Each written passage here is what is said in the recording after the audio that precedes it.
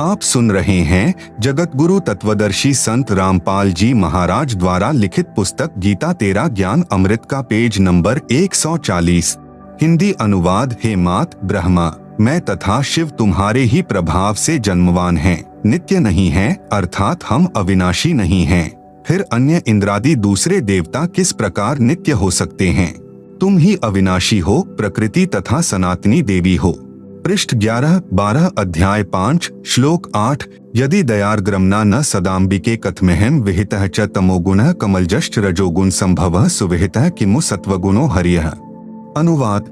भगवान शंकर बोले, हे मात, यदि हमारे ऊपर आप दयायुक्त हो तो मुझे तमोगुण क्यों बनाया? कमल से उत्पन्न ब्रह्मा को रजोगुण किस लिए बनाया तथा विष्णु को सत्गुण क्यों बनाया, अर्थात जीवों के जन्म मृत्यु रूपी दुष्कर्म में क्यों लगाया? श्लोक 12। रमे से स्वप्तिम पुरुषम सदा तव गतिम न ही वह विद्म शिवे। हिंदी। अपने पति पुरुष अर्थात काल भगवान के साथ सदा भोग विलास करती रहती हो, आपकी गति कोई नहीं जानता। निष्कर्ष। उपरोक्त प्रमाणों से प्रमाणित हुआ कि रजगुण ब्रह्मा, सतगुण विष्णु तथा तमगुण शिव है। ये तीनों नाशवान हैं। दुर्गा का पति ब्रह्म यानी काल है, यह उसके साथ भोग विलास करता है। ब्रह्म यानी काल की अव्यक्त रहने की प्रतिज्ञा। सूक्ष्म वेद से शेष सृष्टि रचना। तीनों पुत्रों की उत्पत्ति के पश्चात ब्रह्म ने अपनी पत्नी दुर्गा यानी प्रकृति से कहा, मैं प्रतिज्ञा करता हूँ कि भविष्य में मैं किसी को अपने वास्तविक रूप में दर्शन नहीं दूंगा, जिस कारण से मैं अव्यक्त माना जाऊंगा। दुर्गा से कहा कि आप मेरा भेद किसी को मत देना, मैं गुप्त रहूंगा। दुर्गा ने पूछा कि क्या आप अपने पुत्रों को भी दर्शन नहीं दोगे? ब्रह्म ने कहा, मैं अपने पुत्रों को तथा अन्य को किसी भी साधना से दर्शन नहीं दूंगा, यह मेरा अटल नियम रहेगा।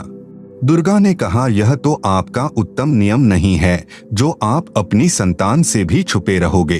तब काल ने कहा, दुर्गा मेरी विवशता है, मुझे 1,00,000 मानव शरीरधारी प्राणियों का आहार करने का श्राप लगा है। यदि मेरे पुत्रों यानी ब्रह्मा, विष्णु, महेश को पता लग गया तो ये उत्पत्ति, स्थिति तथा संहार का कार्य नहीं करेंगे, इसलिए यह मेरा अनुत्तम नियम सदा रहेगा। जब ये तीनों कुछ बड़े हो जाएं तो इन्हें अचेत कर देना, मेरे विषय में नहीं बताना, नहीं तो मैं तुझे भी दंड दूंगा। दुर्गा इस डर के मारे वास्तविकता नहीं बताती, इसीलिए गीता अध्याय 7 श्लोक 24 में कहा है कि यह बुद्धिहीन जन समुदाय मेरे अनुत्तम नियम से अपरिचित हैं कि मैं कभी भी किसी के सामने प्रकट नहीं होता, अपनी योग माया से छुपा रहता हूँ। इसलिए मुझ अव्यक्त को मनुष्य रूप में आया हुआ अर्थात कृष्ण मानते हैं। अबुद्धयः यानी बुद्धिहीन, मम यानी मेरे, अनुत्तमम यानी अनुत्तम अर्थात घटिया, अव्ययम यानी अविनाशी, परम भावम यानी विशेष भाव को, अजानन्तः यानी न जानते हुए, माम अव्यक्तम यानी मुझ अव्यक्त को, व्यक्तिम यानी मनुष्य रूप में, आपन्नम यानी आया, मन्यन्ते यानी मानते हैं, अर्थात मैं कृष्ण नहीं हूँ। गीता अध्याय 7 श्लोक 24। आप सुन रहे हैं जगत गुरु तत्वदर्शी संत रामपाल जी महाराज द्वारा लिखित पुस्तक गीता तेरा ज्ञान अमृत का पेज नंबर 141। गीता अध्याय 11 श्लोक 47 तथा 48 में कहा है कि यह मेरा वास्तविक काल रूप है। इसके दर्शन अर्थात ब्रह्म प्राप्ति न वेदों में वर्णित विधि से, न जप से, न तप से तथा न किसी क्रिया से हो सकती है। जब तीनों बच्चे युवा हो गए तब माता भवानी यानी प्रकृति अष्टंगी ने कहा कि तुम सागर मंथन करो। प्रथम बार सागर मंथन किया तो ज्योति निरंजन ने अपने श्वासों द्वारा 4 वेद उत्पन्न किए। उनको गुप्त वाणी द्वारा आज्ञा दी कि सागर में निवास करो। 4 वेद निकले, वह ब्रह्मा ने लिए। वस्तु लेकर तीनों बच्चे माता के पास आए, तब माता ने कहा कि 4 वेदों को ब्रह्मा रखे व पढ़े। नोट। वास्तव में पूर्ण ब्रह्म ने ब्रह्म अर्थात काल को 5 वेद प्रदान किए थे, लेकिन ब्रह्म ने केवल 4 वेदों को प्रकट किया, 5वां वेद छुपा दिया, जो पूर्ण परमात्मा ने स्वयं प्रकट होकर कबीरगिरभी अर्थात कबीरवाणी यानी कबीर वाणी द्वारा लोकोक्तियों व दोहों के माध्यम से प्रकट किया है। दूसरी बार सागर मंथन किया तो 3 कन्याएं मिली। माता ने तीनों को बांट दिया। प्रकृति यानी दुर्गा ने अपने ही अन्य 3 रूप यानी सावित्री, लक्ष्मी तथा पार्वती धारण किए तथा समुद्र में छुपा दी। सागर मंथन के समय बाहर आ गई। वही प्रकृति 3 रूप हुई तथा भगवान ब्रह्मा को सावित्री, भगवान विष्णु को लक्ष्मी, भगवान शंकर को पार्वती पत्नी रूप में दी। तीनों ने भोग विलास किया। सुर तथा असुर दोनों पैदा हुए। जब तीसरी बार सागर मंथन किया तो 14 रत्न ब्रह्मा को तथा अमृत विष्णु को व देवताओं को, मध यानी शराब असुरों को तथा विष परमार्थ शिव ने अपने कंठ में ठहराया। यह तो बहुत बाद की बात है। जब ब्रह्मा वेद पढ़ने लगा तो पता चला कि कोई सर्व ब्रह्मांडों की रचना करने वाला कुल का मालिक पुरुष यानी प्रभु और है। तब ब्रह्मा जी ने विष्णु जी व शंकर जी को बताया कि वेदों में वर्णन है कि सृजनहार कोई और प्रभु है, परंतु वेद कहते हैं कि भेद हम भी नहीं जानते। उसके लिए संकेत है कि किसी तत्वदर्शी संत से पूछो। तब ब्रह्मा माता के पास आया और सब वृतांत कह सुनाया। माता कहा करती थी कि मेरे अतिरिक्त और कोई नहीं है, मैं ही करता हूँ, मैं ही सर्वशक्तिमान हूँ। परंतु ब्रह्मा ने कहा कि वेद ईश्वर कृत हैं, यह झूठ नहीं हो सकते। दुर्गा ने कहा कि तेरा पिता तुझे दर्शन नहीं देगा, उसने प्रतिज्ञा की हुई है। तब ब्रह्मा ने कहा माता जी, अब आपकी बात पर अविश्वास हो गया है। मैं उस पुरुष यानी प्रभु का पता लगाकर ही रहूंगा। दुर्गा ने कहा कि यदि वह तुझे दर्शन नहीं देगा तो तुम क्या करोगे? ब्रह्मा ने कहा कि मैं आपको शक्ल नहीं दिखाऊंगा। दूसरी तरफ ज्योति निरंजन ने कसम खाई है कि मैं अव्यक्त रहूंगा, किसी को दर्शन नहीं दूंगा, अर्थात 21 ब्रह्मांड में कभी भी अपने वास्तविक काल रूप में आकार में नहीं आऊंगा। आप सुन रहे हैं जगत गुरु तत्वदर्शी संत रामपाल जी महाराज द्वारा लिखित पुस्तक गीता तेरा ज्ञान अमृत का पेज नंबर 142, गीता अध्याय नंबर 7 का श्लोक नंबर 24।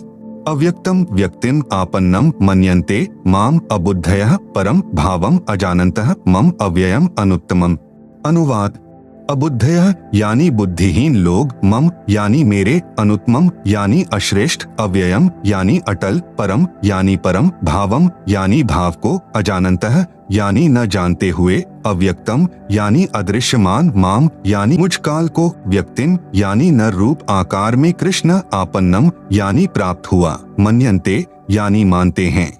गीता अध्याय नंबर 7 का श्लोक नंबर 25। न अहम प्रकाशः सर्वस्य योगमाया स्मावृतः मूढ़ः अयम न अभिजानाति लोकः माम अजम अव्ययम। अनुवाद: अहम यानी मैं, योगमाया स्मावृतः यानी योग माया से छिपा हुआ, सर्वस्य यानी सबके, प्रकाशः यानी प्रत्यक्ष, न यानी नहीं होता अर्थात अदृश्य अर्थात अव्यक्त रहता हूँ इसलिए, अजम यानी जन्म न लेने वाले, अव्ययम यानी अविनाशी अटल भाव को, अयम यानी यह, मूढ़ः यानी अज्ञानी, लोकः यानी जन समुदाय संसार, माम यानी मुझे, न यानी नहीं, अभिजानाति यानी जानता अर्थात मुझको कृष्ण समझता है। क्योंकि ब्रह्म अपनी शब्द शक्ति से अपने नाना रूप बना लेता है। यह दुर्गा का पति है, इसलिए इस मंत्र में कह रहा है कि मैं श्री कृष्ण आदि की तरह दुर्गा से जन्म नहीं लेता। ब्रह्मा का अपने पिता यानी काल ब्रह्म की प्राप्ति के लिए प्रयत्न। तब दुर्गा ने ब्रह्मा जी से कहा कि अलख निरंजन तुम्हारा पिता है, परंतु वह तुम्हें दर्शन नहीं देगा। ब्रह्मा ने कहा कि मैं दर्शन करके ही लौटूंगा। माता ने पूछा कि यदि तुझे दर्शन नहीं हुए तो क्या करेगा? ब्रह्मा ने कहा मैं प्रतिज्ञा करता हूँ, यदि पिता के दर्शन नहीं हुए तो मैं आपके समक्ष नहीं आऊंगा। यह कहकर ब्रह्मा जी व्याकुल होकर उत्तर दिशा की तरफ चल दिया, जहाँ अंधेरा ही अंधेरा है। वहाँ ब्रह्मा ने 4 युग तक ध्यान लगाया परंतु कुछ भी प्राप्ति नहीं हुई। काल ने आकाशवाणी की कि दुर्गा सृष्टि रचना क्यों नहीं की? भवानी ने कहा कि आपका ज्येष्ठ पुत्र ब्रह्मा जिद करके आपकी तलाश में गया है। ब्रह्म यानी काल ने कहा उसे वापस बुला लो, मैं उसे दर्शन नहीं दूंगा। ब्रह्मा के बिना जीव उत्पत्ति का सब कार्य असंभव है। तब दुर्गा यानी प्रकृति ने अपनी शब्द शक्ति से गायत्री नाम की लड़की उत्पन्न की तथा उसे ब्रह्मा को लौटा लाने को कहा। गायत्री ब्रह्मा जी के पास गई परंतु ब्रह्मा जी समाधि लगाए हुए थे, उन्हें कोई आभास ही नहीं था कि कोई आया है। तब आदि कुमारी यानी प्रकृति ने गायत्री को ध्यान द्वारा बताया कि इसके चरण स्पर्श कर। तब गायत्री ने ऐसा ही किया। ब्रह्मा जी का ध्यान भंग हुआ तो क्रोधवश बोले कि कौन पापिन है जिसने मेरा ध्यान भंग किया है, मैं तुझे श्राप दूंगा। गायत्री कहने लगी कि मेरा दोष नहीं है, पहले मेरी बात सुनो तब श्राप देना।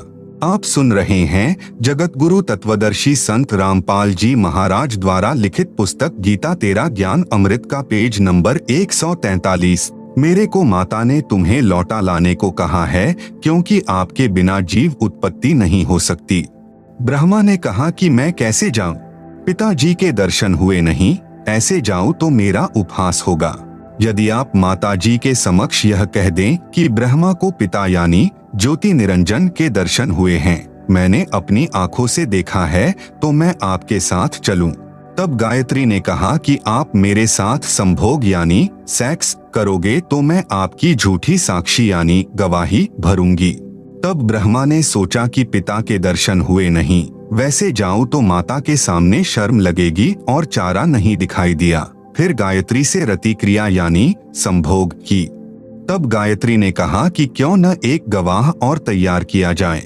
ब्रह्मा ने कहा बहुत ही अच्छा है। तब गायत्री ने शब्द शक्ति से एक लड़की यानी पुहपवती नाम की पैदा की तथा उससे दोनों ने कहा कि आप गवाही देना कि ब्रह्मा ने पिता के दर्शन किए हैं। तब पुहपवती ने कहा कि मैं क्यों झूठी गवाही दूं? हाँ, यदि ब्रह्मा मेरे से रति क्रिया यानी संभोग करे तो गवाही दे सकती हूँ। गायत्री ने ब्रह्मा को समझाया यानी उकसाया कि और कोई चारा नहीं है। तब ब्रह्मा ने पुहपवती से संभोग किया तो तीनों मिलकर आदि माया यानी प्रकृति के पास आए। दोनों देवियों ने उपरोक्त शर्त इसलिए रखी थी कि यदि ब्रह्मा माता के सामने हमारी झूठी गवाही को बता देगा तो माता हमें श्राप दे देगी, इसलिए उसे भी दोषी बना लिया। यहाँ महाराज गरीब दास जी कहते हैं कि दास गरीब यह चूक धुरोधुर, माता दुर्गा द्वारा ब्रह्मा को श्राप देना।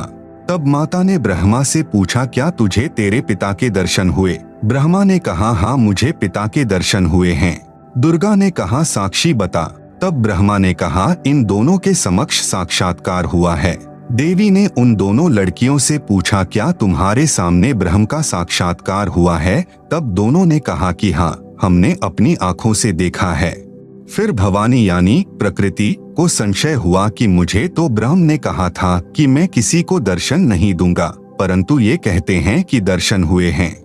तब अष्टंगी ने ध्यान लगाया और काल ज्योति निरंजन से पूछा कि यह क्या कहानी है। ज्योति निरंजन जी ने कहा कि ये तीनों झूठ बोल रहे हैं। तब माता ने कहा तुम झूठ बोल रहे हो, आकाशवाणी हुई है कि इन्हें कोई दर्शन नहीं हुए। यह बात सुनकर ब्रह्मा ने कहा कि माता जी मैं सौगंध खाकर पिता की तलाश करने गया था, परंतु पिता यानी ब्रह्म के दर्शन हुए नहीं। आपके पास आने में शर्म लग रही थी, इसलिए हमने झूठ बोल दिया। तब माता यानी दुर्गा ने कहा कि अब मैं तुम्हें श्राप देती हूँ। ब्रह्मा को श्राप, तेरी पूजा जग में नहीं होगी, आगे तेरे वंशज होंगे वे बहुत पाखंड करेंगे, झूठी बात बनाकर जग को ठगेंगे, ऊपर से तो कर्म कांड करते दिखाई देंगे, अंदर से विकार करेंगे।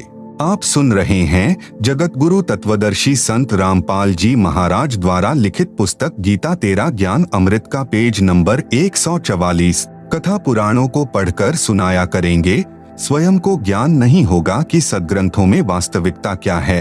फिर भी मानवश तथा धन प्राप्ति के लिए गुरु बनकर अनुयायियों को लोकवेद यानी शास्त्र विरुद्ध दंत कथा सुनाया करेंगे। देवी देवों की पूजा करके तथा करवा के दूसरों की निंदा करके कष्ट पर कष्ट उठाएंगे। जो उनके अनुयायी होंगे उनको परमार्थ नहीं बताएंगे, दक्षिणा के लिए जगत को गुमराह करते रहेंगे, अपने आप को सबसे अच्छा मानेंगे, दूसरों को नीचा समझेंगे। जब माता के मुख से यह सुना तो ब्रह्मा मूर्छित होकर जमीन पर गिर गया। बहुत समय उपरांत होश में आया। गायत्री को श्राप, तेरे कई सांड पति होंगे, तू मृतलोक में गाय बनेगी। पुहपवती को श्राप, तेरी जगह गंदगी में होगी, तेरे फूलों को कोई पूजा में नहीं लाएगा। इस झूठी गवाही के कारण तुझे यह नरक भोगना होगा। तेरा नाम केवड़ा केतकी होगा, यानी हरियाणा में कुसोंधी कहते हैं। यह गंदगी यानी कुर्डियों वाली जगह पर होती है। इस प्रकार तीनों को श्राप देकर माता भवानी बहुत पछताई। इस प्रकार पहले तो जीव बिना सोचे मन यानी काल निरंजन के प्रभाव से गलत कार्य कर देता है, परंतु जब आत्मा यानी सत्पुरुष अंश के प्रभाव से उसे ज्ञान होता है तो पीछे पछताना पड़ता है। जिस प्रकार माता पिता अपने बच्चों को छोटी सी गलती के कारण ताड़ते हैं क्रोधवश होकर, परंतु बाद में बहुत पछताते हैं, यही प्रक्रिया मन यानी काल निरंजन के प्रभाव से सर्व जीवों में क्रियावान हो रही है। हाँ, यहाँ एक बात विशेष है कि निरंजन यानी काल ब्रह्म ने भी अपना कानून बना रखा है कि यदि कोई जीव किसी दुर्बल जीव को सताएगा तो उसे उसका बदला देना पड़ेगा। जब आदि भवानी यानी प्रकृति अष्टंगी ने ब्रह्मा गायत्री व पुहपवती को श्राप दिया तो अलख निरंजन यानी ब्रह्मकाल ने कहा कि हे भवानी यानी प्रकृति अष्टंगी, यह आपने अच्छा नहीं किया। अब मैं यानी निरंजन आपको श्राप देता हूँ कि द्वापर युग में तेरे भी 5 पति होंगे। द्रौपदी ही आदिमाया का अवतार हुई है। जब यह आकाशवाणी सुनी तो आदि माया ने कहा कि हे ज्योति निरंजन यानी काल, मैं तेरे वश पड़ी हूँ, जो चाहे सो कर ले। विष्णु का अपने पिता यानी काल ब्रह्म की प्राप्ति के लिए प्रस्थान व माता का आशीर्वाद पाना। इसके बाद विष्णु से प्रकृति ने कहा कि पुत्र तू भी अपने पिता का पता लगा ले। तब विष्णु अपने पिताजी काल यानी ब्रह्म का पता करते करते पाताल लोक में चले गए, जहाँ शेषनाग था। उसने विष्णु को अपनी सीमा में प्रविष्ट होते देखकर क्रोधित होकर जहर भरा फुंकारा मारा। उसके विष के प्रभाव से विष्णु जी का रंग सांवला हो गया, जैसे स्प्रे पेंट हो जाता है। तब विष्णु ने चाहा कि इस नाग को मजा चखाना चाहिए। आप सुन रहे हैं जगत गुरु तत्वदर्शी संत रामपाल जी महाराज द्वारा लिखित पुस्तक गीता तेरा ज्ञान अमृत का पेज नंबर 145। तब ज्योति निरंजन यानी काल ने देखा कि अब विष्णु को शांत करना चाहिए। तब आकाशवाणी हुई कि विष्णु अब तू अपनी माता जी के पास जा और सत्य सत्य सारा विवरण बता देना, तथा जो कष्ट आपको शेषनाग से हुआ है इसका प्रतिशोध द्वापर युग में लेना। द्वापर युग में आप यानी विष्णु तो कृष्ण अवतार धारण करोगे और कालीदह में कालिंद्री नामक नाग शेषनाग का अवतार होगा। ऊंच होई के नीच सतावे ताकर ओयल यानी बदला मोही सो पावे, जो जीव देई पीर पुनि काहू हम पुनि ओयल दिवावे ताहू। तब विष्णु जी माता जी के पास आए तथा सत्य सत्य कह दिया कि मुझे पिता के दर्शन नहीं हुए। इस बात से माता यानी प्रकृति बहुत प्रसन्न हुई और कहा कि पुत्र तू सत्यवादी है। अब मैं अपनी शक्ति से तेरे पिता से मिलाती हूँ तथा तेरे मन का संशय खत्म करती हूँ। कबीर देख पुत्र तो ही पिता भीटाऊ, तोरे मन का धोखा मिटाऊ। मन स्वरूप करता कह जानो, मनते दूजा और न मानो। स्वर्ग पाताल दौर मन केरा, मन अस्थिर मन अह अनेरा। निरंकार मन ही को कहिए, मन की आस निश दिन रहिए। देखूं पलटी शून्य मह ज्योति, जहाँ पर झिलमिल झालर होती। इस प्रकार माता यानी अष्टंगी प्रकृति ने विष्णु से कहा कि मन ही जग का करता है, यही ज्योति निरंजन है। ध्यान में जो 1000 ज्योतियां नजर आती हैं, वही उसका रूप है। जो शंख घंटा आदि का बाजा सुना, यह महास्वर्ग में निरंजन का ही बज रहा है। तब माता यानी अष्टंगी प्रकृति ने कहा कि हे पुत्र, तुम सब देवों के सरताज हो और तेरी हर कामना व कार्य मैं पूर्ण करूंगी। तेरी पूजा सर्व जग में होगी। आपने मुझे सच सच बताया है। काल के 21 ब्रह्मांडों के प्राणियों की विशेष आदत है कि अपनी व्यर्थ महिमा बनाता है। जैसे दुर्गा जी श्री विष्णु जी को कह रही है कि तेरी पूजा जग में होगी। मैंने तुझे तेरे पिता के दर्शन करा दिए। दुर्गा ने केवल प्रकाश दिखाकर श्री विष्णु जी को बहका दिया। श्री विष्णु जी भी प्रभु की यही स्थिति अपने अनुयायियों को समझाने लगे कि परमात्मा का केवल प्रकाश दिखाई देता है, परमात्मा निराकार है। इसके बाद आदि भवानी रुद्र यानी महेश जी के पास गई तथा कहा कि महेश तू भी कर ले अपने पिता की खोज। तेरे दोनों भाइयों को तो तुम्हारे पिता के दर्शन नहीं हुए, उनको जो देना था वह प्रदान कर दिया है, अब आप मांगो जो मांगना है। तब महेश ने कहा कि हे जननी, मेरे दोनों बड़े भाइयों को पिता के दर्शन नहीं हुए, फिर प्रयत्न करना व्यर्थ है। कृपा मुझे ऐसा वर दो कि मैं अमर यानी मृत्युंजय हो जाऊं। तब माता ने कहा कि यह मैं नहीं कर सकती, हाँ युक्ति बता सकती हूँ। जिससे तेरी आयु सबसे लंबी बनी रहेगी। विधि योग समाधि है, इसलिए महादेव जी ज्यादातर समाधि में ही रहते हैं। इस प्रकार माता यानी अष्टंगी प्रकृति ने तीनों पुत्रों को विभाग बांट दिए। आप सुन रहे हैं जगत गुरु तत्वदर्शी संत रामपाल जी महाराज द्वारा लिखित पुस्तक गीता तेरा ज्ञान अमृत का पेज नंबर 146। भगवान ब्रह्मा जी को काल लोक में 184 के चोले यानी शरीर रचने यानी बनाने का अर्थात रजोगुण प्रभावित करके संतान उत्पत्ति के लिए विवश करके जीव उत्पत्ति कराने का विभाग प्रदान किया। भगवान विष्णु जी को इन जीवों के पालन पोषण कर्मानुसार करने तथा मोह ममता उत्पन्न करके स्थिति बनाए रखने का विभाग दिया। भगवान शिव शंकर यानी महादेव को संहार करने का विभाग प्रदान किया, क्योंकि इनके पिता निरंजन को 1 लाख मानव शरीरधारी जीव प्रतिदिन खाने पड़ते हैं। यहाँ पर मन में एक प्रश्न उत्पन्न होगा कि ब्रह्मा विष्णु तथा शंकर जी से उत्पत्ति स्थिति और संहार कैसे होता है। ये तीनों अपने अपने लोक में रहते हैं। जैसे आजकल संचार प्रणाली को चलाने के लिए उपग्रहों को ऊपर आसमान में छोड़ा जाता है और वे नीचे पृथ्वी पर संचार प्रणाली को चलाते हैं, ठीक इसी प्रकार ये तीनों देव जहां भी रहते हैं, इनके शरीर से निकलने वाले सूक्ष्म गुण की तरंगे तीनों लोकों में अपने आप हर प्राणी पर प्रभाव बनाए रहती है। उपरोक्त विवरण एक ब्रह्मांड में ब्रह्म यानी काल की रचना का है। ऐसे ऐसे क्षर पुरुष यानी काल के 21 ब्रह्मांड हैं, परंतु क्षर पुरुष यानी काल स्वयं व्यक्त अर्थात वास्तविक शरीर रूप में सबके सामने नहीं आता। उसी को प्राप्त करने के लिए तीनों देवों यानी ब्रह्मा जी, विष्णु जी, शिव जी को वेदों में वर्णित विधि अनुसार भरसक साधना करने पर भी ब्रह्म यानी काल के दर्शन नहीं हुए।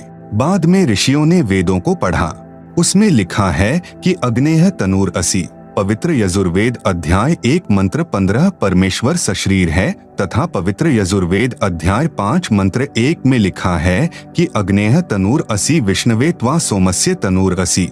इस मंत्र में 2 बार वेद गवाही दे रहा है कि सर्वव्यापक सर्वपालन करता सत्पुरुष सशरीर है। पवित्र यजुर्वेद अध्याय 40 मंत्र 8 में कहा है कि कबीर मनीषी यानी जिस परमेश्वर की सर्व प्राणियों को चाह है वह कबीर अर्थात कबीर है। उसका शरीर बिना नाड़ी यानी अस्नाविरम का है। शुक्रम यानी वीर्य से बनी 5 तत्व से बनी भौतिक अकायम यानी काया रहित है। वह सर्व का मालिक सर्वोपरि सत्यलोक में विराजमान है। उस परमेश्वर का तेजपुंज का स्वर ज्योति यानी स्वयं प्रकाशित शरीर है, जो शब्द रूप अर्थात अविनाशी है। वही कबीरदेव यानी कबीर परमेश्वर है, जो सर्व ब्रह्मांडों की रचना करने वाला विधाता यानी सर्व ब्रह्मांडों का रचनहार, स्वयंभूः यानी स्वयं प्रकट होने वाला, यथा तथ्य अर्थान यानी वास्तव में, शाश्वत यानी अविनाशी है। गीता अध्याय 15 श्लोक 17 में भी प्रमाण है। भावार्थ है कि पूर्ण ब्रह्म का शरीर का नाम कबीर यानी कबीरदेव है। उस परमेश्वर का शरीर नूर तत्व से बना है। परमात्मा का शरीर अति सूक्ष्म है, जो उस साधक को दिखाई देता है जिसकी दिव्य दृष्टि खुल चुकी है।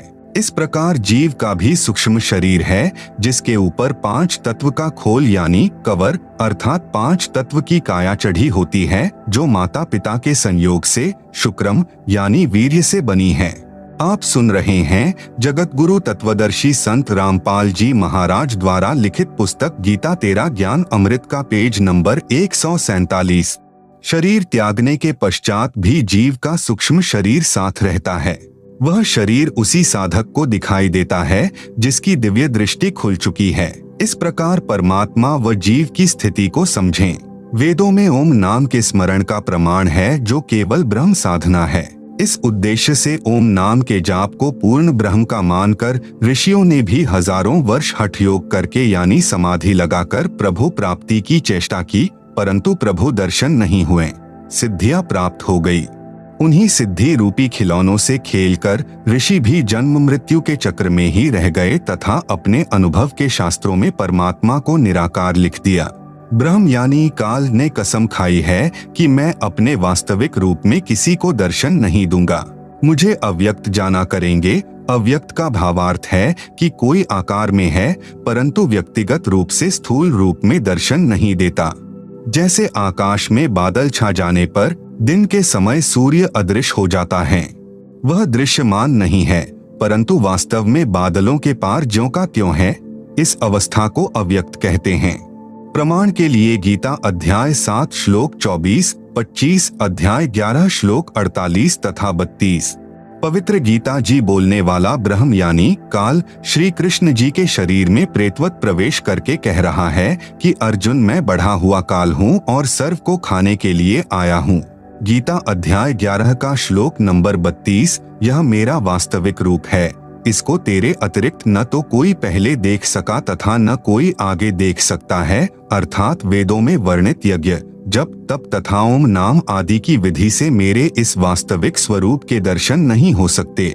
गीता अध्याय 11 श्लोक नंबर 48, मैं कृष्ण नहीं हूँ।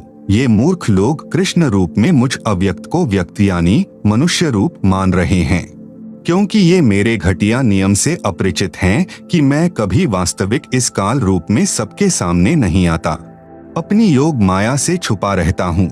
गीता अध्याय 7 श्लोक नंबर 24, 25। विचार करें, अपने छुपे रहने वाले विधान को स्वयं अश्रेष्ठ यानी अनुत्तम क्यों कह रहे हैं? यदि पिता अपनी संतान को भी दर्शन नहीं देता तो उसमें कोई त्रुटि है जिस कारण से छुपा है तथा सुविधाएं भी प्रदान कर रहा है। काल यानी ब्रह्म को श्रापवश 1,00,000 मानव शरीरधारी प्राणियों का आहार करना पड़ता है तथा 25% प्रतिदिन जो ज्यादा उत्पन्न होते हैं उन्हें ठिकाने लगाने के लिए तथा कर्म भोग का दंड देने के लिए 84 लाख योनियों की रचना की हुई है। यदि सबके सामने बैठकर किसी की पुत्री, किसी की पत्नी, किसी के पुत्र, माता पिता को खाएगा तो सर्व को ब्रह्म से घृणा हो जाए तथा जब भी कभी पूर्ण परमात्मा कविरग्नि यानी कबीर परमेश्वर स्वयं आए या अपना कोई संदेशवाहक यानी दूत भेजे तो सर्व प्राणी सत्य भक्ति करके काल के जाल से निकल जाएं। जगत गुरु तत्वदर्शी संत रामपाल जी महाराज द्वारा लिखित पुस्तक गीता तेरा ज्ञान अमृत का पेज नंबर 148 पर ब्रह्मलोक का लघु चित्र तथा पेज नंबर 149 पर ज्योति निरंजन यानी काल ब्रह्म के लोक यानी 21 ब्रह्मांड का लघु चित्र दिया गया है, जिसे आप पुस्तक में देख सकते हैं।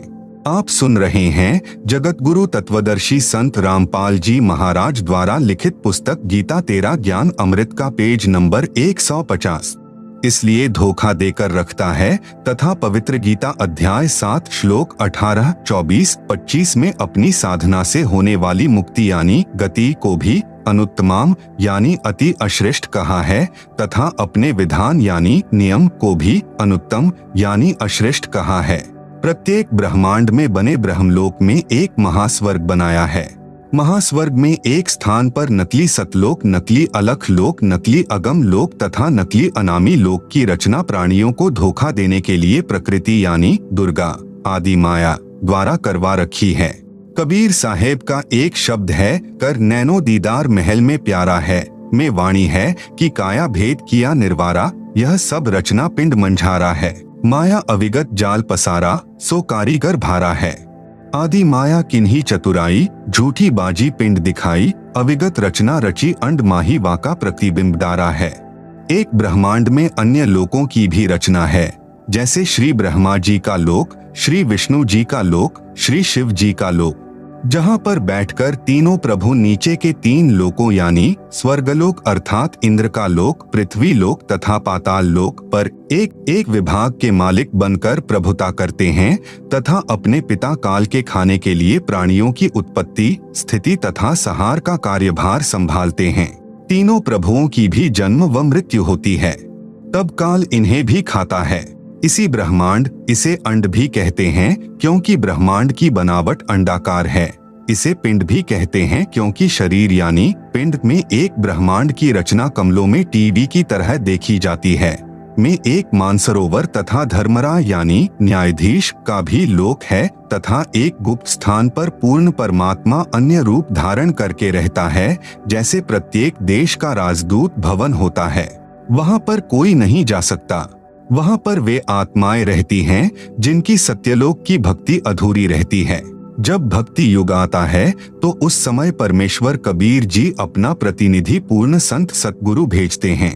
इन पुण्य आत्माओं को पृथ्वी पर उस समय मानव शरीर प्राप्त होता है तथा ये शीघ्र ही सत भक्ति पर लग जाते हैं तथा सतगुरु से दीक्षा प्राप्त करके पूर्ण मोक्ष प्राप्त कर जाते हैं। उस स्थान पर रहने वाले हंस आत्माओं की निजी भक्ति कमाई खर्च नहीं होती, परमात्मा के भंडार से सर्व सुविधाएं उपलब्ध होती हैं। ब्रह्म यानी काल के उपासकों की भक्ति कमाई स्वर्ग महास्वर्ग में समाप्त हो जाती है, क्योंकि इस काल लोक यानी ब्रह्म लोक तथा परब्रह्म लोक में प्राणियों को अपना किया कर्मफल ही मिलता है। क्षर पुरुष यानी ब्रह्म ने अपने 20 ब्रह्मांडों को 4 महाब्रह्मांडों में विभाजित किया है। एक महाब्रह्मांड में 5 ब्रह्मांडों का समूह बनाया है तथा चारों ओर से अंडाकार गोलाई यानी परिधि में रोका है तथा चारों महाब्रह्मांडों को भी फिर अंडाकार गोलाई यानी परिधि में रोका है। आप सुन रहे हैं जगत गुरु तत्वदर्शी संत रामपाल जी महाराज द्वारा लिखित पुस्तक गीता तेरा ज्ञान अमृत का पेज नंबर 151।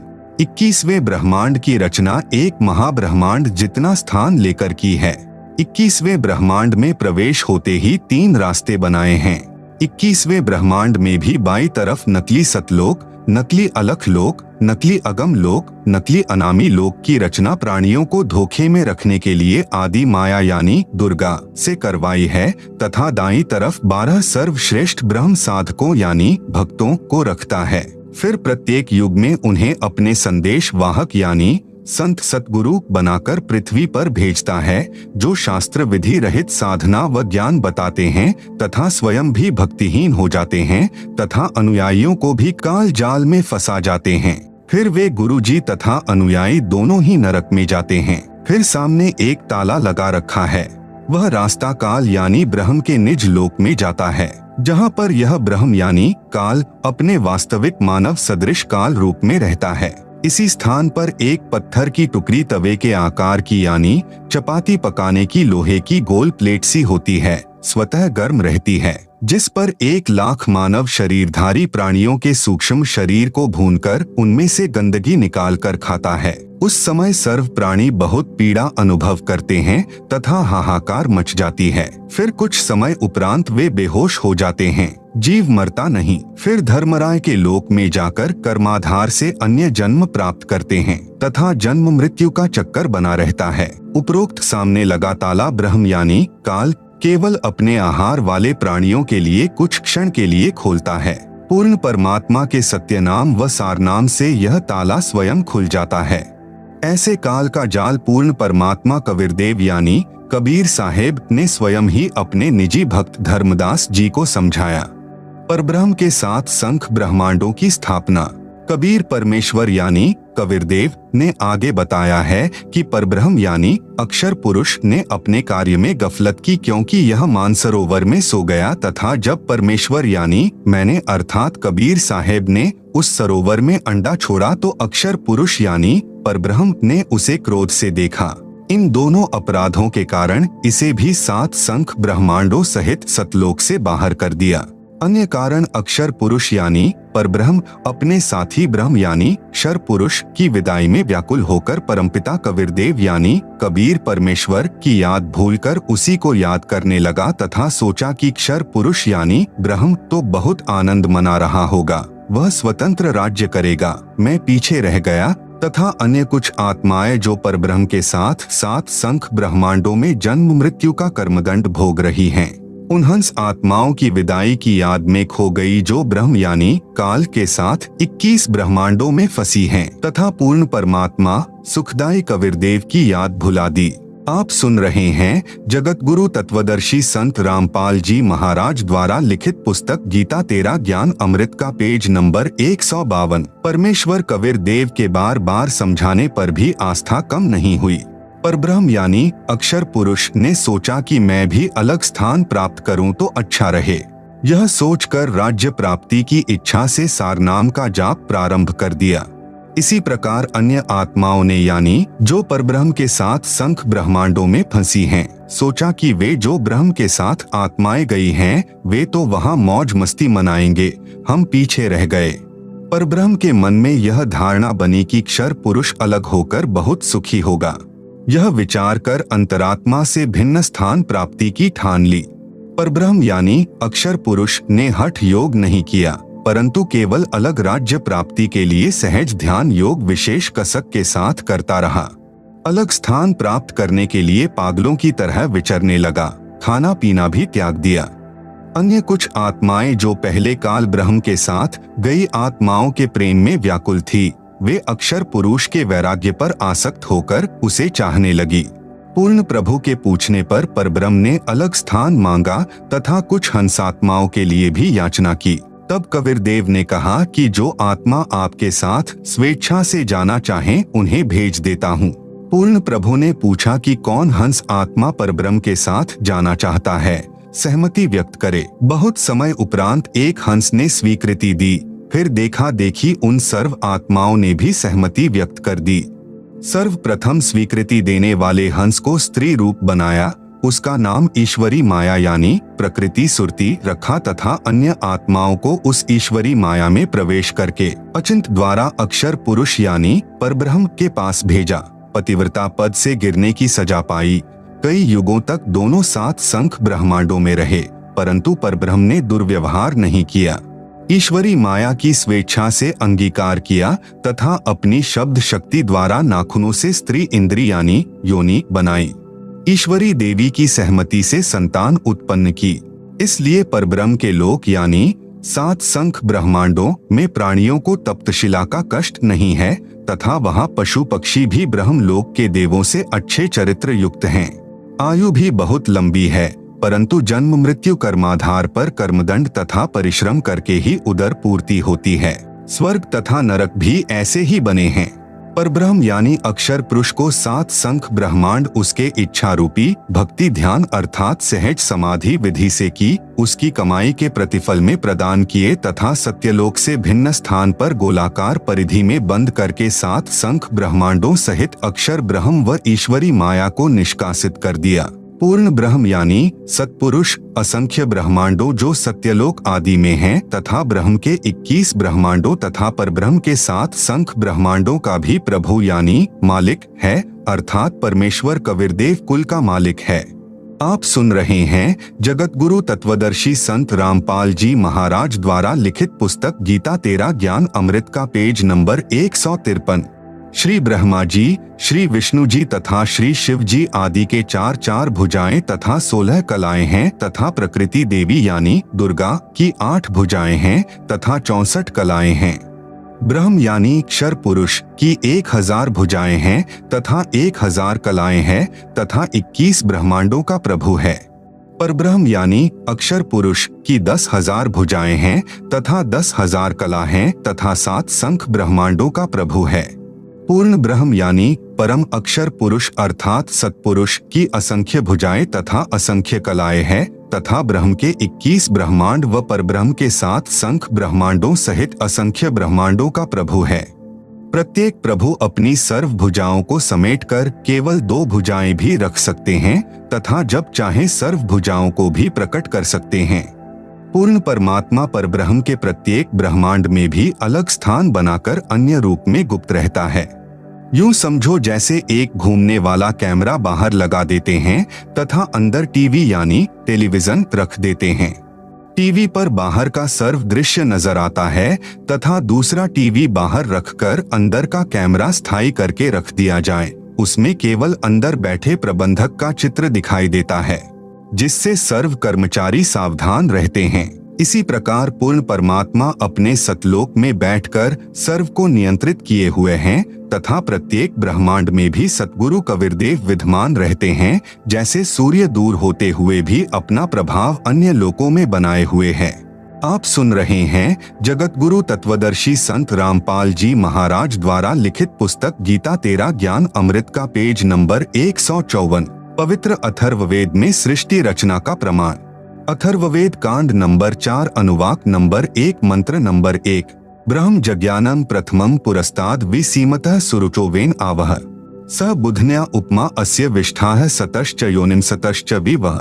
ब्रह्म जज्ञानम प्रथमं पुरस्तात् विसिमतः सुरुचः वेन आवः सक बुधन्याः उपमा अस्य विष्ठाः सतः च योनिम असतः च विवह। अनुवाद प्रथमम यानी प्राचीन अर्थात सनातन, ब्रह्म यानी परमात्मा ने, ज यानी प्रकट होकर, ज्ञानम यानी अपनी सूझबूझ से, पुरस्तात् यानी शिखर में अर्थात सतलोक आदि को, सुरुचः यानी स्वेच्छा से बड़े चाव से स्वप्रकाशित, विसिमतः यानी सीमा रहित अर्थात विशाल सीमा वाले भिन्न लोकों को रचा।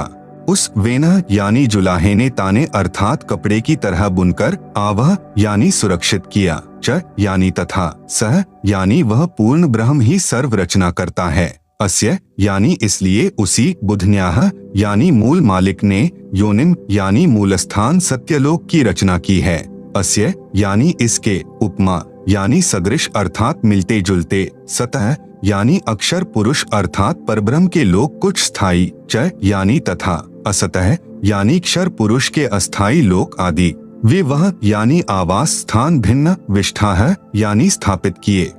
भावार्थ पवित्र वेदों को बोलने वाला ब्रह्म यानी काल कह रहा है कि सनातन परमेश्वर ने स्वयं अनामय यानी अनामी लोक से सत्यलोक में प्रकट होकर अपनी सूझबूझ से कपड़े की तरह रचना करके ऊपर के सतलोक आदि को सीमा रहित स्वप्रकाशित अजर अमर अर्थात अविनाशी ठहराए तथा नीचे के परब्रह्म के साथ संख ब्रह्मांड तथा ब्रह्म के 21 ब्रह्मांड व इनमें छोटी से छोटी रचना भी उसी परमात्मा ने अस्थायी की है।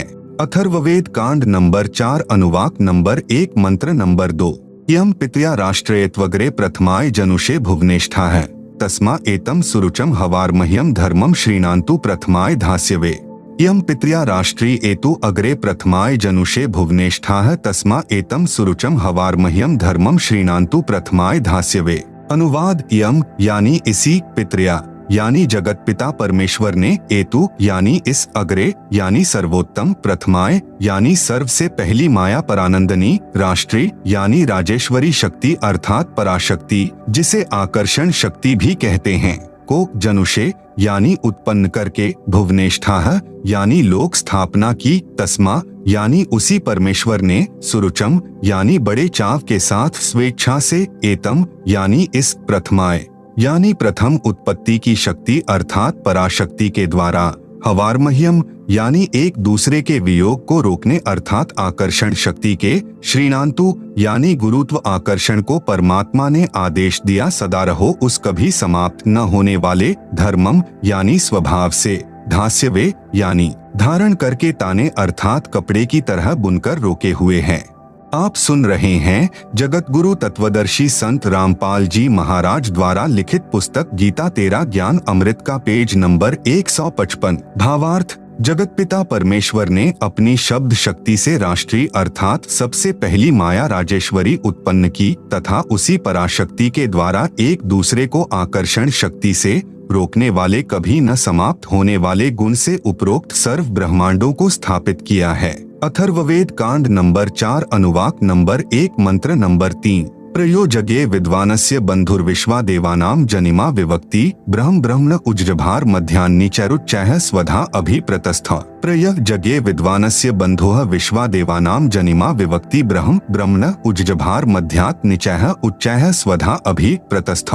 अनुवाद प्र यानी सर्वप्रथम, देवानाम यानी देवताओं व ब्रह्मांडों की, जगे यानी उत्पत्ति के ज्ञान को, विद्वानस्य यानी जिज्ञासु भक्त का, यह यानी जो, बंधुः यानी वास्तविक साथी अर्थात पूर्ण परमात्मा ही अपने निज सेवक को, जनिमा यानी अपने द्वारा सृजन किए हुए को, विवक्ति यानी स्वयं ही ठीक ठीक विस्तार पूर्वक बताता है कि ब्रह्मणः यानी पूर्ण परमात्मा ने, मध्यात् यानी अपने मध्य से अर्थात शब्द शक्ति से, ब्रह्म है यानी ब्रह्मक्षर पुरुष अर्थात काल को, उज्जभार यानी उत्पन्न करके, विश्वा सारे संसार को अर्थात सर्व लोकों को, उच्चैः यानी ऊपर सत्यलोक आदि, निचैः यानी नीचे परब्रह्म व ब्रह्म के यानी सर्व ब्रह्मांड, स्वधा यानी अपनी धारण करने वाली, अभियः यानी आकर्षण शक्ति से, प्रतस्थौ यानी दोनों को अच्छी प्रकार स्थित किया। भावार्थ पूर्ण परमात्मा अपने द्वारा रची सृष्टि का ज्ञान तथा सर्व आत्माओं की उत्पत्ति का ज्ञान अपने निजी दास को स्वयं ही सही बताता है कि पूर्ण परमात्मा ने अपने मध्य अर्थात अपने शरीर से अपनी शब्द शक्ति के द्वारा ब्रह्म यानी क्षर पुरुष काल की उत्पत्ति की तथा सर्व ब्रह्मांडों को ऊपर सतलोक, अलखलोक, अगमलोक, अनामी लोक आदि तथा नीचे परब्रह्म के साथ संख ब्रह्मांड तथा ब्रह्म के 21 ब्रह्मांडों को अपनी धारण करने वाली आकर्षण शक्ति से ठहराया हुआ है। जैसे पूर्ण परमात्मा कबीर परमेश्वर यानी कबीरदेव ने अपने निजी सेवक अर्थात सखा श्री धर्मदास जी, आदरणीय गरीबदास जी आदि को अपने द्वारा रची सृष्टि का ज्ञान स्वयं ही बताया। उपरोक्त वेद मंत्र भी यही समर्थन कर रहा है। अथर्ववेद कांड नंबर 4 अनुवाक नंबर 1 मंत्र नंबर 4 स हि दिवः स पृथिव्या ऋतस्था मही क्षेमं रोदसी अकस्भायत महान मही अस्कभायत विजातः धाम सदम पार्थिवम च रजय। स हि दिवः स पृथिव्या ऋतस्था मही क्षेमं रोदसी अकस्भायत महान मही अस्कभायत विजातः धाम सदम पार्थिवम च रजय। आप सुन रहे हैं जगत गुरु तत्वदर्शी संत रामपाल जी महाराज द्वारा लिखित पुस्तक गीता तेरा ज्ञान अमृत का पेज नंबर 156। अनुवाद सह यानी उसी सर्वशक्तिमान परमात्मा ने ही यानी निःसंदेह दिवह यानी ऊपर के चारों दिव्य लोक जैसे सत्यलोक, अलखलोक, अगम लोक तथा अनामी अर्थात अकह लोक अर्थात दिव्य गुणों युक्त लोकों को ऋतस्था यानी सत्य स्थिर अर्थात अजर अमर रूप से स्थिर किए। स यानी उन्हीं के समान पृथिव्या यानी नीचे के पृथ्वी वाले सर्व लोकों जैसे परब्रह्म के साथ संख तथा ब्रह्म काल के 21 ब्रह्मांड मही यानी पृथ्वी तत्व से क्षेमम यानी सुरक्षा के साथ अस्कभायत यानी ठहराया रोदसी यानी आकाश तत्व तथा पृथ्वी तत्व दोनों से ऊपर नीचे के ब्रह्मांडों को जैसे आकाश एक सूक्ष्म तत्व है। आकाश का गुण शब्द है।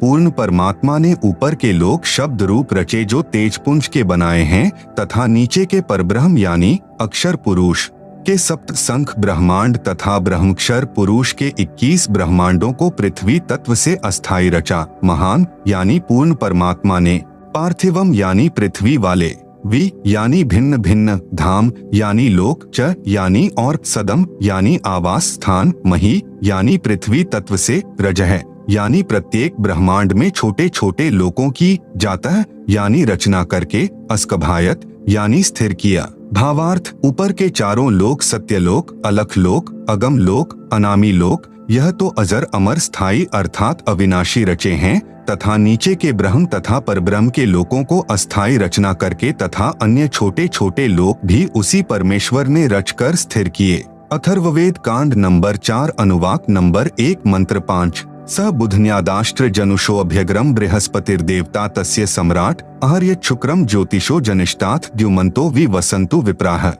स बुधन्यात् आष्ट्र जनुषे अभि अग्रम बृहस्पतिः देवता तस्य सम्राट आहर्यत् शुक्रम ज्योतिषः जनिष्ठ अथ द्युमन्तः विवसन्तु विप्राः।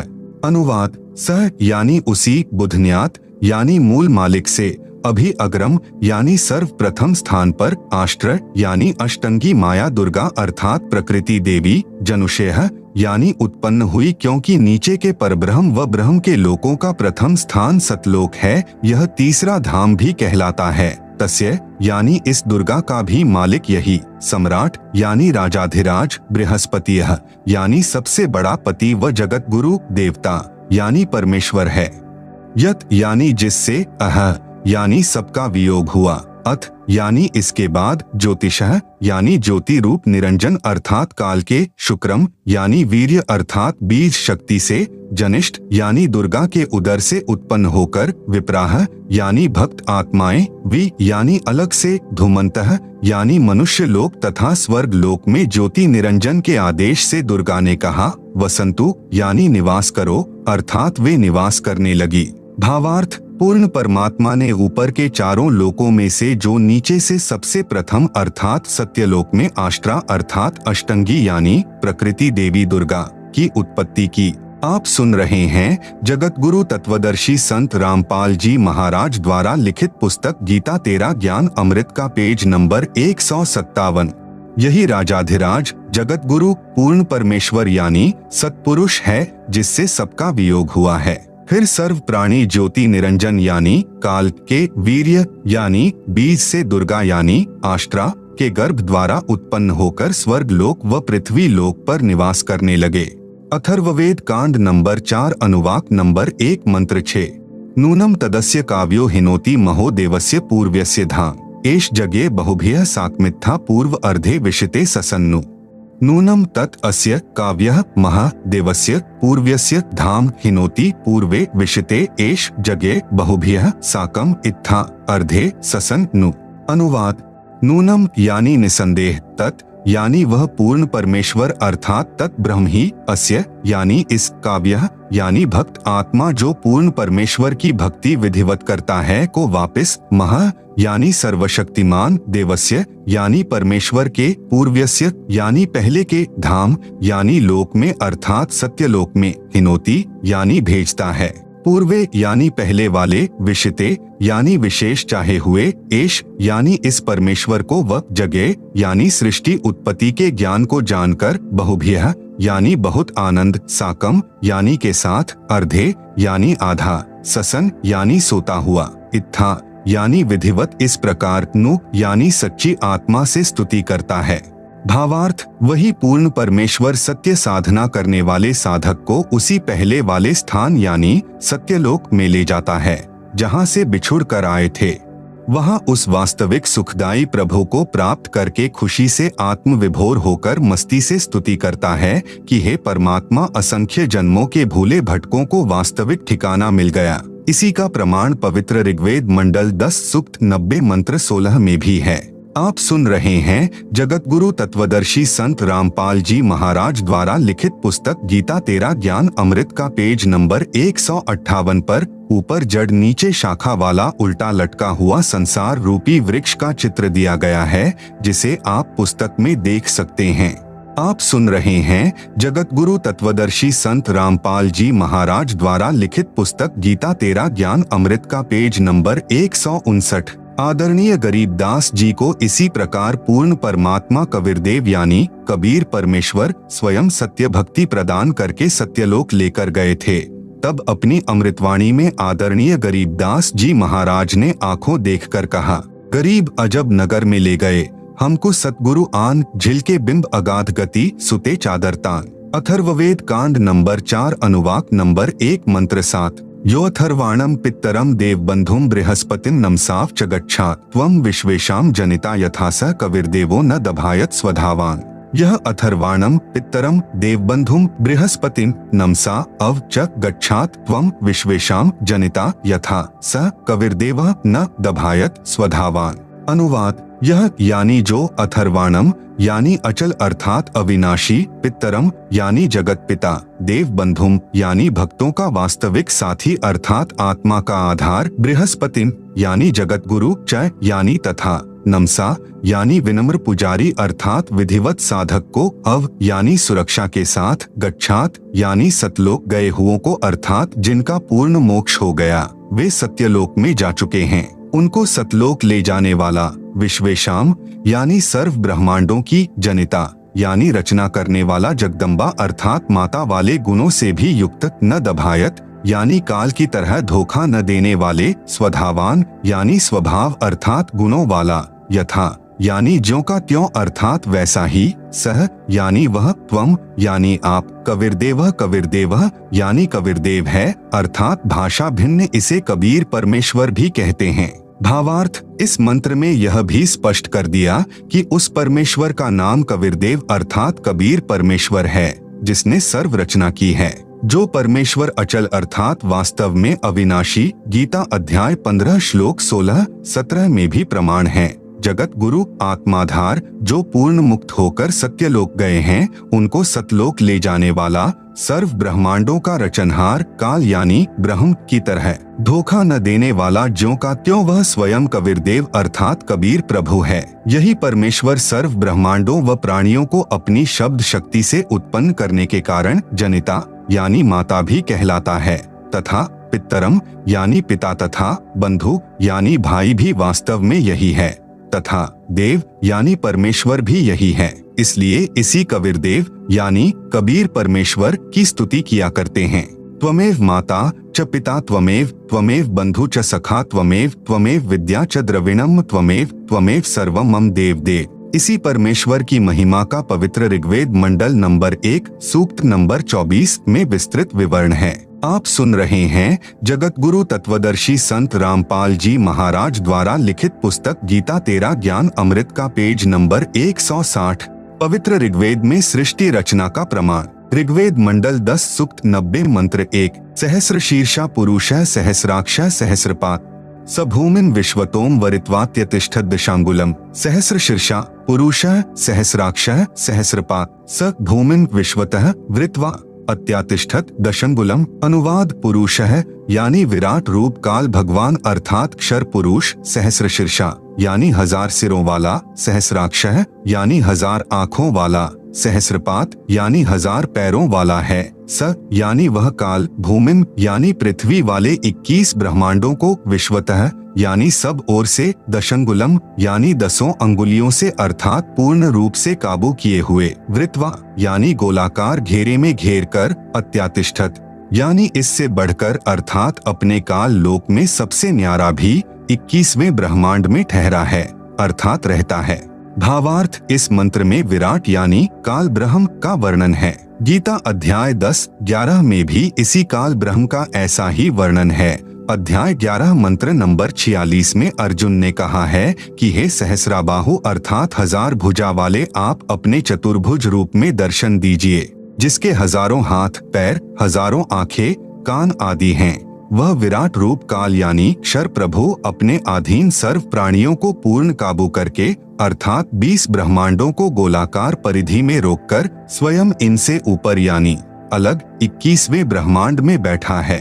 ऋग्वेद मंडल 10 सूक्त 90 मंत्र 2। पुरुष एवेदम सर्वम यद्भूतम यच्च भाव्यम उतामृतत्वस्येशानो यदन्नेनातिरोहति। पुरुष एव इदम सर्वम यत् भूतम यत् च भाव्यम उत अमृतत्वस्य ईशानः यत् अन्नेन अतिरोहति। अनुवाद एव यानी इसी प्रकार कुछ सही तौर पर पुरुष यानी भगवान है, वह अक्षर पुरुष अर्थात परब्रह्म है। च यानी और, इदम यानी यह, यत यानी जो, भूतम यानी उत्पन्न हुआ है, यत यानी जो, भाव्यम यानी भविष्य में होगा, सर्वम यानी सब, यत यानी प्रयत्न से अर्थात मेहनत द्वारा, अन्नेन यानी अन्न से, अतिरोहति यानी विकसित होता है।